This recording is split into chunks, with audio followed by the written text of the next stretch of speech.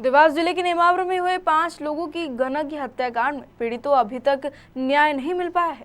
पीड़ितों को न्याय दिलाने के लिए अब नेमावर से न्याय यात्रा शुरू हो गई है, जो भोपाल में राज्यपाल को ज्ञापन देने के बाद समाप्त होगी।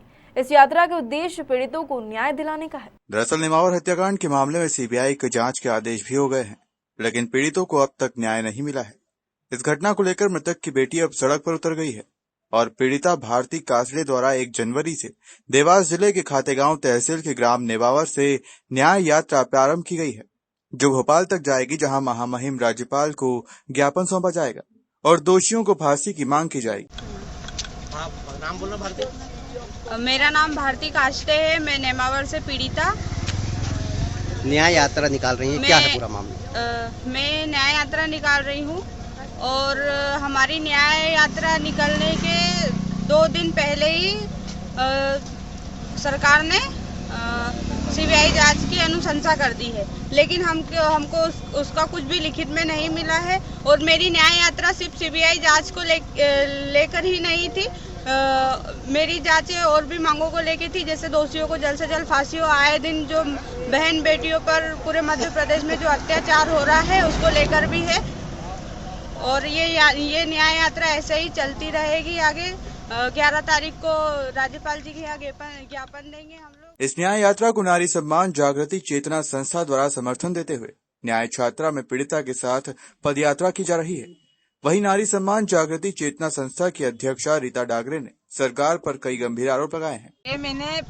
6 महीने से इस बच्ची के घर वाले को जब मर्डर कर दिया गया, हत्या करके दफना दिया गया, उस टाइम अगर आज सीएम साहब बिरसा मुंडा की जयंती मना रहे हैं, टंटिया भील की जयंती मना रहे हैं, तो भील आदिवासी और भी हैं, आदिवासी के 4 फैमिली के सदस्य मारे गए, उनके घर क्यों नहीं आए? आदिवासियों के घर अगर इतनी ही हमदर्दी थी तो इन बच्ची के घर भी आना था, आदिवासियों के घर।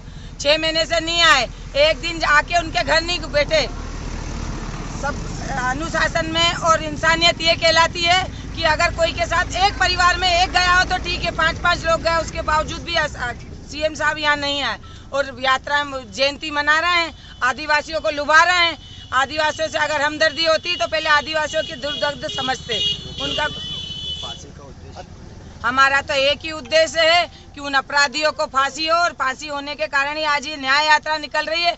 2 दिन पहले जब हम यात्रा का बोलते तो 2 दिन पहले हमारे को बोला जाता है कि सीबीआई मामला तो कोर्ट में है ना। कोर्ट में है तो क्या हो गया? हमें नहीं, आप भी समझते हो, हम भी समझते हैं कि सब बिकाऊ है, सरकार भी बिकाऊ है, कानून भी बिकाऊ है। हम किसी पे भरोसा नहीं करते। ये देखा जाए तो पुलिस ने भी कार्रवाई की, प्रशासन ने की, उनके मकान भी तोड़े गए हैं। मेरी बात सुनिए, और आज जेल में है। अगर देखा जाए तो 47 दिन तक पुलिस ने इनको प्रताड़ित भी करा है। 47 दिन तक लोग परेशान, पुलिसों ने परेशान करा है। जब पुलिस ये चाहती तो अपराधियों का नाम लिया जा रहा था, लेकिन वो रसूखदार थे तो उनको कोई नहीं पकड़ रहा था, और इनके मोबाइल छीने जा रहे थे, इनको परेशान करा जा रहा था, इनको डराया जा रहा था। क्यों? क्या ये कानून है? कानून को एक दिन का हिसाब देना पड़ेगा और एक दिन का बताना पड़ेगा कि इन बच्चों के साथ हम हैं। वहीं इसके साथ ही कांग्रेस भी न्याय यात्रा में अपना सहयोग प्रदान कर रही है। जब न्याय यात्रा नसरुल्लागंज क्षेत्र में पहुंची तो कांग्रेस कार्यकर्ता न्याय यात्रा में शामिल हुई और अपना सहयोग प्रदान किया। इस दौरान कांग्रेस जिला प्रवक्ता गोपाल शर्मा ने कहा कि कांग्रेस मानवता के साथ चलती है, कांग्रेस उन पीड़ितों के साथ खड़ी है। चल रही कांग्रेस के कार्यकर्ता देखे जा रहा है। देखिए, कांग्रेस एक विचारधारा है जो मानवता के साथ चलती है। कांग्रेस आदिवासियों पर अत्याचार हो, मजदूरों पर अत्याचार हो, दलितों पर अत्याचार हो, कांग्रेस उन पीड़ितों के साथ हमेशा खड़ी थी, खड़ी रही। ये विचारधारा की लड़ाई है, ये मानवता की लड़ाई है। जिस प्रकार आप ही यात्रा में है तो क्या समर्थन कर रहे हैं? देखिए, मेरा मानवता और पीड़िता के साथ समर्थन है।